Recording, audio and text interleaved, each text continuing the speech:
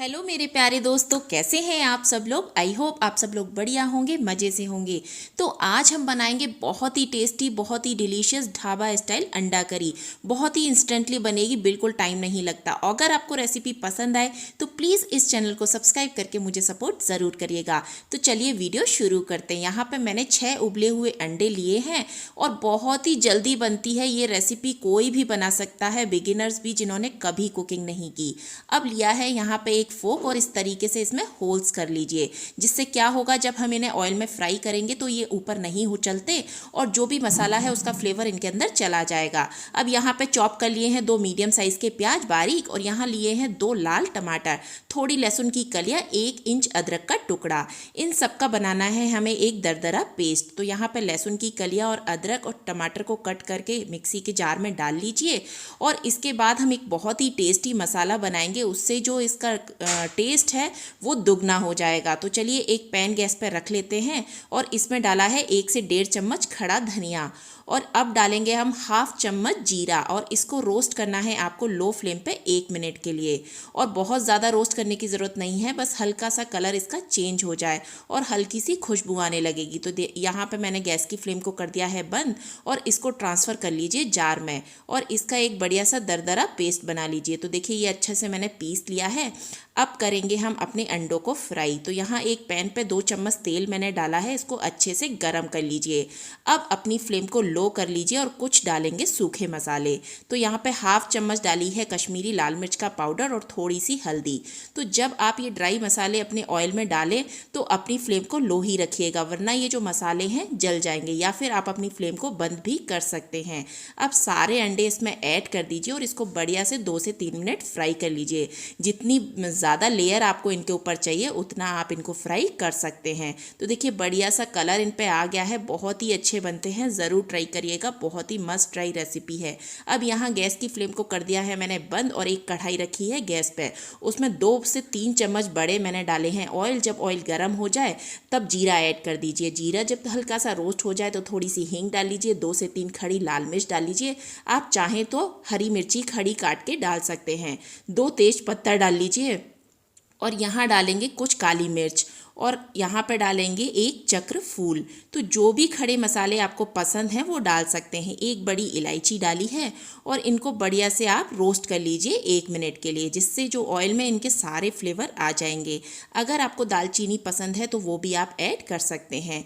जब ये अच्छे से रोस्ट हो जाएं तो जो मीडियम साइज़ के हमने 2 प्याज चॉप करके रखे थे वो इसमें डाल लीजिए, और इनको बढ़िया से रोस्ट करना है आपको मीडियम टू हाई फ्लेम पे, जब तक इस प्याज का कलर ब्राउन नहीं हो जाता। और इसको बढ़िया से चलाते जाइए, वरना जो प्याज है वो जल जाएगी साइड में। तो इस तरीके से आप देख सकते हैं मैंने मीडियम टू हाई फ्लेम पे इसको बढ़िया से रोस्ट कर लिया है। इसका कलर भी कितना अच्छा ब्राउन हो गया है। इस तरीके से जब आप अपनी प्याज को भूनेंगे तो बहुत ही टेस्टी सब्जी बनेगी। अब यहाँ पे अपनी फ्लेम को लो कर दीजिए और फिर से अपने सूखे मसाले डाल लीजिए, जिसमें हाफ चम्मच भर के डाली है कश्मीरी लाल मिर्च का पाउडर और हाफ चम्मच हल्दी और थोड़ा सा गरम मसाला। तो ये चीज़ आप ध्यान रखिएगा, जब भी आप सूखे मसाले अपनी कढ़ाई में ऐड करते हैं तो अपना जो गैस की फ्लेम है उसको लो ही रखिए। कुछ सेकंड इनको भूनिए। अब डाल दीजिए जो पेस्ट बनाया है हमने टमाटर का, उस मसाले का, उसको। अब इसको अच्छे से भूनना है आपको लो टू मीडियम फ्लेम पे, जब तक इसमें से ऑयल अलग अलग ना होने लगे। अब यहाँ पे हमने जो नमक है वो नहीं डाला, तो टेस्ट के अकॉर्डिंग इसमें नमक ऐड कर दीजिए और अच्छे से मिक्स करके इसको पका लीजिए बढ़िया सा। तो अगर आपको अच्छी और टेस्टी सब्जी बनानी है तो मसाले का अच्छी तरीके से भुनना बहुत ज़रूरी है। यहाँ पे आप देख सकते हैं इसमें से जो ऑयल है वो अलग अलग होने लगा है, और इसको बढ़िया से चलाते जाइए, वरना जो नीचे मसाला है वो लग जाएगा। बहुत ही झटपट बनती है, बिल्कुल मेहनत नहीं है, और बहुत ही कम इंग्रेडिएंट्स के साथ। तो देखिए यहाँ मसाला हमारा भुन गया है। अब यहाँ डालेंगे 1/4 कप फ्रेश दही। आपको खट्टा दही नहीं लेना, और जब भी आप दही ऐड करें तो अपनी गैस की फ्लेम को लो कर दीजिए और फटाफट से इसको मिक्स कर दीजिए मसाले में, और कंटिन्यूसली इसको चलाते जाइए जब तक आपके मसाले में बॉयल ना आने लगे। अगर दही डाल के आप मसाले में छोड़ देंगे तो ये जो दही है वो फट सकता है। इस चीज़ का आप ध्यान रखिएगा जब भी आप किसी गर्म चीज़ में दही को ऐड करें, और अच्छे से इसको मिक्स कर दीजिए। तो देखिए यहाँ पे उबाल आने लगा है और बढ़िया कितना प्यारा सा कलर आ गया है हमारे मसाले में। यही बहुत ही बढ़िया टेक्सचर देगा हमारी अंडा करी में और इतनी टेस्टी बनेगी कि आप एक बार बना लेंगे तो आपको डेली इसको खाने का मन करेगा। और यहाँ देख सकते हैं आप, इसका जो ऑयल है मसाले से अलग अलग होने लगा है। तो यही इसकी निशानी है कि जो आपका मसाला है वो परफेक्ट तरीके से भुन गया है। अब यहाँ पे जो अंडे हमने फ्राई करके रखे थे वो इसमें ऐड कर दीजिए और इसको भी बढ़िया से 1 से 2 मिनट मसाले के साथ भून लीजिए। अगर आपको ड्राई अंडा करी खाना है तो यहाँ पे इसको 2 से 3 मिनट पका लीजिए और आप इसको एंजॉय कर सकते हैं। लेकिन आज हम ग्रेवी वाली अंडा करी बनाएंगे तो इसीलिए इसमें हम पानी ऐड करेंगे। तो देखिए, जितनी कंसिस्टेंसी आपको चाहिए उस हिसाब से आप इसमें पानी ऐड कर सकते हैं। तो यहाँ पे लिया है मैंने गर्म पानी। जी हाँ, जब भी आप इसमें पानी ऐड करें तो इस चीज़ का ध्यान रखिएगा कि गर्म पानी ही ऐड करें। ये आपकी ग्रेवी के टेस्ट को बहुत बढ़ा देगी और इसका कलर भी बहुत ज़्यादा बढ़ा देगी।